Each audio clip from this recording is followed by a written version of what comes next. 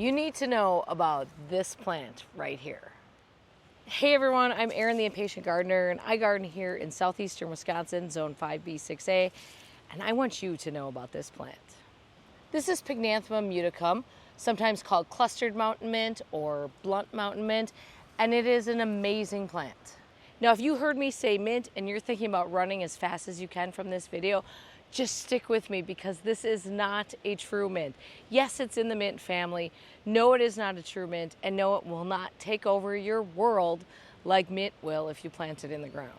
Pycnanthemum muticum is native in the eastern half of the U.S. as far west as Texas to open woodlands and meadow type situations. But in your garden, it will become not only a plant that everybody asks you about, but it will also be the first stop for many of the pollinators that are coming through your garden.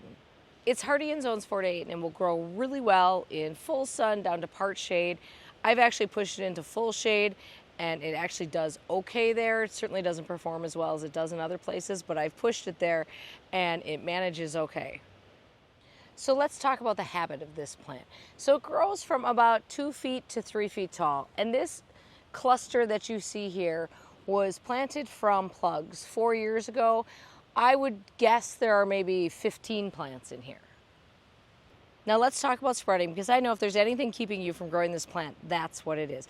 So yes, this does spread by rhizomes, but it's not an overly aggressive. I mean, I think you can see if it's contained to an area this big, which is, you know, not really bigger than what I planted originally. It just kind of filled up.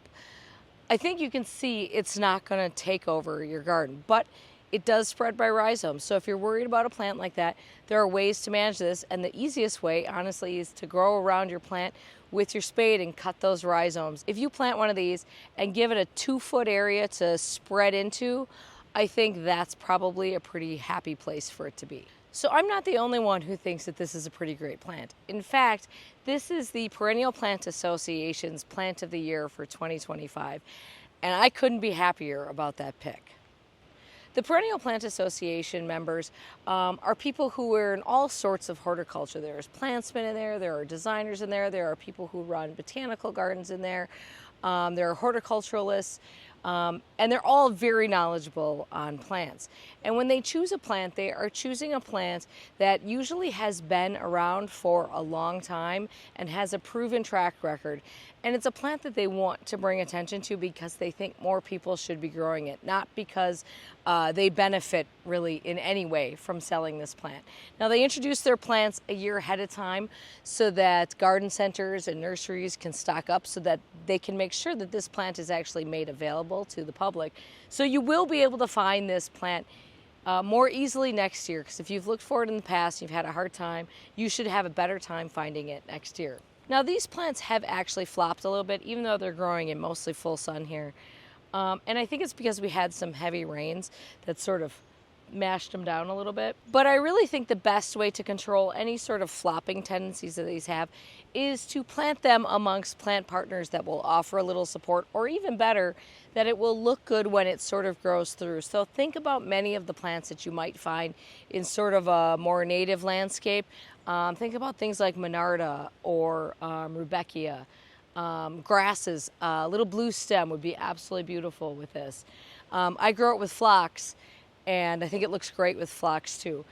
The color palette is obviously something that works with in any garden scheme. It's this beautiful blue silver color. Now, the little flowers on here, which are actually come out of this little white flowers that come out of this little button center, are never going to blow anyone away, but they are very cute. This plant also has a beautiful minty scent, which is lovely, and these last forever in a vase, so they are a great addition. So if you like to do cut flowers, I think this is a total no-brainer for cut flower gardening as well. This is really a bulletproof plant. Nothing really bothers it, so I think it's a great plant to mix in with some of those showier plants, because this is never going to be the star of the show in your garden.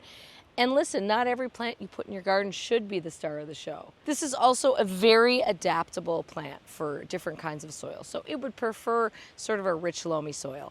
Name a plant that doesn't like that, right? But it can certainly tolerate a wide range of other soils, including clay soil, and it can become a little bit drought resistant With time, I think you probably have to get it established before be able to do that. But this plant really doesn't ask for much. There's zero need to do anything to this plant short of cutting it back in spring and just letting it come back. Unless you want to do what I mentioned, which was sort of try to control its spread with a bit of spade pruning to keep those rhizomes in check. So I think this is another case where a common name for a plant is not doing any favors to what is otherwise a great plant. Because the number one thing that people will tell me is, I don't want a mint. Not growing mint. It's not mint. It's okay. Mint family, yes. Mint itself, no. And also, this is one of the plants that I get asked about the most when people visit my garden. They think it's beautiful and they love it, and they just don't know this plant because it's just not out there that much. But hopefully that's all going to change next year for 2025. And I wanted to be here to tell you about that so that you can be on the lookout for it next year and you can be planning for it in your garden this year. All right, so there is a plant that I definitely want to make sure that you all knew about. If you have experience with this plant, tell me about it in the comments. If you love it, if you hate it, I mean, that's fine too. If you have a problem with it, if you think it's great, if you want a ton more of it, I want to hear about all of it in the comments. In the meantime, have a great day in your garden. Thank you for watching, and we'll see you soon.